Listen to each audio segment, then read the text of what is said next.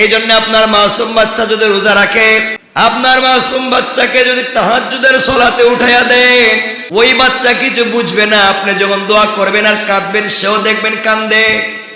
মা বাপ কেন কান্দে সে বুঝে না, সেও কান্দে। আল্লাহ বলছেন এই মাসুম বাচ্চা না বুঝে কাঁদলো, মা বাবার জন্য যদি সন্তান কিছু নাও চায়, আমি আল্লাহ তার ভিতরের সবগুলা কথাকে মা বাবার জন্য কবুল করে নে। এজন্যে সন্তানদেরকে আপনারা চেষ্টা করবেন নামাজ পড়াতে, রোজা রাখাতে, ইনশাল্লাহ। বলতে বাচ্চার কষ্ট হইতেছে, কিন্তু আপনি বলে রোজা ভাঙতে পারবি না, করবেন না। তারে দিনে সকালে একবার খাওয়াইবেন, এরপরে 10টায় বলবেন তোমার রোজা একটা হয়ে গেছে, তুমি আবার খাও। সে আবার খাইলো, দুপুরে বলবেন তোমার আর একটা রোজা হইতেছে, প্রতিদিন 2-3টা রাখবে, সমস্যা আছে? সে বুঝতেছে এটাই রোজা। তাকে এভাবে আপনি প্র্যাকটিস করান, তৈরি করেন, ভালো লাগবে।